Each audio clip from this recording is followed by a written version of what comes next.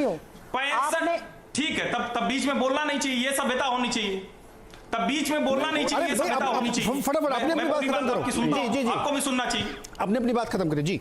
65,000 करोड़ का सुझाव, 65,000 करोड़ का सुझाव रघुराम राजन ने दिया, मुझे इसमें कोई दिक्कत नहीं दिखती है। अभिजीत बनर्जी ने बॉटम 60% कहा है, 26 करोड़ नहीं कहा, बॉटम 60%।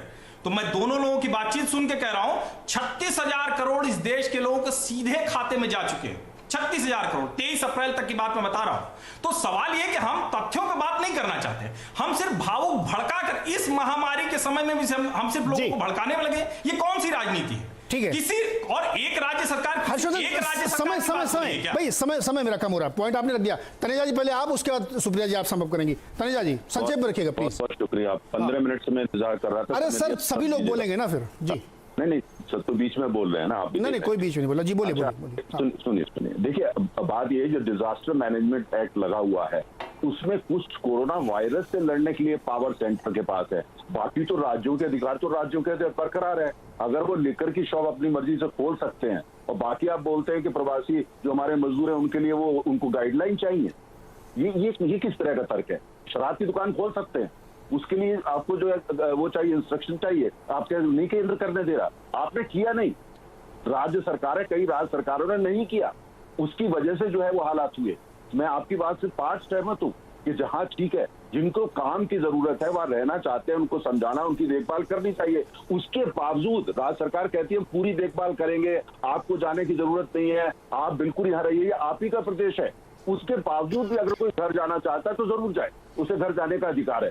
लेकिन प्रश्न ये होता है कितने राज्य सरकारों ने ये करा, ये कहा कि भाई ठीक है, आप विचलित मत होइए, आप परेशान मत होइए, we will look after you, क्योंकि जो आपने जैसे कहा जीडीपी में आपको बनाने में आपको बहुत बड़ा योगदान है, तो ये आपका राज्य है, ये आपका घर यही है असली। कितने राज्यों ने ये कहा। अब दूसरी बात ये होती है कितने, एक आखिरी बात में ये कहना होता है, कोई भी चीज है, हम नीरज जी तमाम बातें हो रही है, मैं सुन रहा हूँ कि हम एक महायुद्ध लड़ रहे हैं, कोई भी आकर के वक्तव्यबाजी करता, जरा ये ध्यान में रखे, ये सरकार इस महायुद्ध में लड़ी हुई है और ये महायुद्ध जीतने के लिए जनता के साथ लड़ रही है। आपको अगर अपनी पैटी पॉलिटिक्स करनी है तो उसका जी ठीक है। तनेजा जी सुप्रिया जी का समय आ गया, सुप्रिया जी का समय आ गया जी, साथ दीजिए। Point taken sir, point taken. Supriya जी